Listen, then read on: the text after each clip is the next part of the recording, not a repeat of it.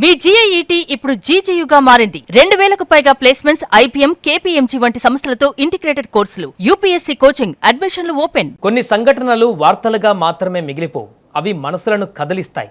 కొన్ని త్యాగాలు ఒక కుటుంబానికి కాదు, సమాజానికి ఒక సందేశంగా నిలుస్తాయి. ఇప్పుడు మనం చెప్పుకోబోయే కథ కూడా అలాంటిదే.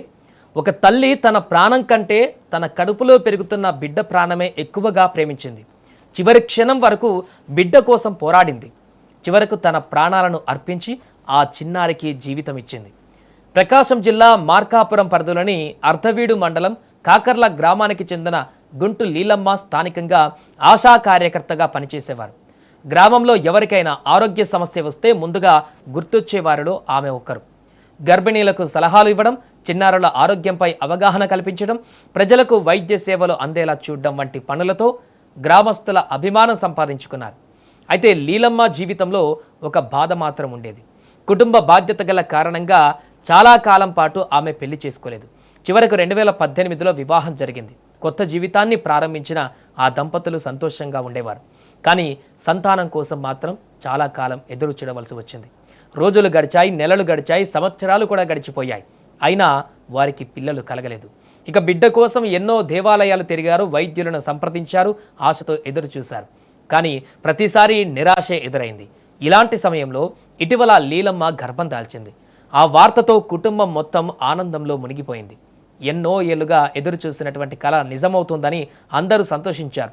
ఇంట్లో కొత్త ఆశలు మొదలయ్యాయి. పుట్టబోయే బిడ్డ గురించి ఎన్నో కలలు కూడా కన్నారు. కానీ ఆ ఆనందం ఎక్కువ కాలం నిలవలేదు.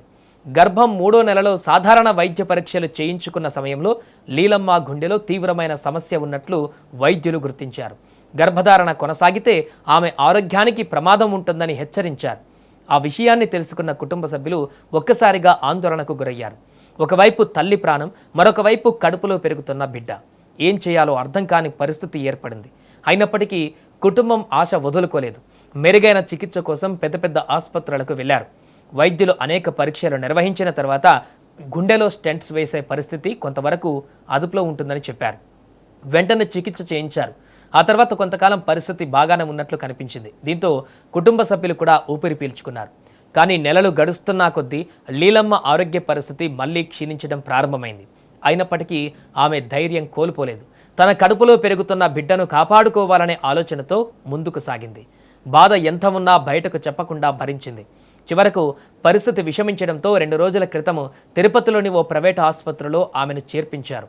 వైద్యులు పరీక్షలు చేసి కుటుంబ సభ్యులకు అత్యంత కఠినమైన విషయాన్ని చెప్పారు. తల్లి బిడ్డ ఇద్దరి ప్రాణాలు ప్రమాదంలో ఉన్నాయని, ఈ పరిస్థితుల్లో ఎవరో ఒకరినే కాపాడగలమని చెప్పారు. ఆ మాట విన్న కుటుంబ సభ్యులు కన్నీళ్లు పెట్టుకున్నారు. భర్త తీవ్ర ఆవేదనకు గురయ్యారు. కానీ ఆ సమయంలో లీలమ్మ తీసుకున్న నిర్ణయం అందరినీ ఆశ్చర్యానికి గురిచేసింది. తన ప్రాణం గురించి కాకుండా తన కడుపులో ఉన్న బిడ్డ గురించి మాత్రమే ఆలోచించింది. నన్ను కాదు, నా బిడ్డను కాపాడండి అని ఆమె వైద్యులను కోరినట్లుగా కుటుంబ సభ్యులు చెబుతున్నారు. ఎన్నో ఏళ్లుగా ఎదురు చూసిన బిడ్డకు జీవితం దక్కాలని ఆమె కోరుకుంది. తన కన్న బిడ్డ భవిష్యత్తే ముఖ్యమని భావించింది. బిడ్డను కాపాడేందుకు అవసరమైన కాన్సెప్ట్ ఫామ్ పైన సంతకం చేయాలని భర్తను పట్టుబట్టింది. భార్య మాట విన్న భర్త కన్నీళ్లు పెట్టుకుంటూ చివరకు ఆమె కోరిన కోరిక మేరకు సంతకం చేశారు. ఆ తర్వాత వైద్యులు అత్యవసరంగా సిజేరియన్ ఆపరేషన్ నిర్వహించారు. గంటల తరబడి ఉత్కంఠ కొనసాగింది. చివరకు పండంటి మగబిడ్డ జన్మించాడు. ఎన్నో ఏళ్లుగానో ఎదురు చూసినటువంటి సంతోషం కుటుంబాన్ని తాకింది. కానీ అదే సమయంలో మరో విషాదకరమైనటువంటి వార్త. బిడ్డ కోసం చివరి వరకు పోరాడిన లీలమ్మ ప్రాణాలు నిలవలేదు. తన బిడ్డను ఒక్కసారి కూడా చేతుల్లోకి తీసుకోలేకపోయింది. ఒక్కసారి కూడా చూడలేకపోయింది. తన ప్రాణాలను అర్పించి బిడ్డకు జీవితాన్ని ఇచ్చింది. ఆమె మృతదేహాన్ని స్వగ్రామానికి తీసుకువచ్చారు. ఒకవైపు కొత్తగా పుట్టిన పసిబిడ్డ, మరోవైపు విగతజీవిగా మారిన తల్లి. ఆ దృశ్యం చూసిన కుటుంబ సభ్యులు, బంధువులు, గ్రామస్తులు కన్నీళ్లు పెట్టుకున్నారు. గ్రామమంతా విషాదంలో మునిగిపోయింది. జిల్లా వైద్య ఆరోగ్య శాఖ అధికారులు, వైద్య సిబ్బంది కూడా ఆమె మృతదేహానికి నివాళులు అర్పించారు. సేవాభావంతో పనిచేసిన ఆశా కార్యకర్తకు చివరి వీడ్కోలు పలికారు. తల్లి ప్రేమకు అంతు లేదని, తల్లి త్యాగానికి కొలమానం లేదని లీలమ్మ మరోసారి నిరూపించారు. తన బిడ్డ కోసం ఆమె చేసిన త్యాగం ఇప్పుడు అందరినీ కదిలిస్తోంది. ఆమె ఈ లోకంలో లేకపోయినా ఆమె త్యాగం మాత్రం ఎప్పటికీ గుర్తుండిపోతుంది. ఆ తల్లి ఆత్మకు శాంతి చేకూరాలని మనమంతా ప్రార్థిద్దాం. ఆశా వర్కర్ గా పనిచేస్తుంది.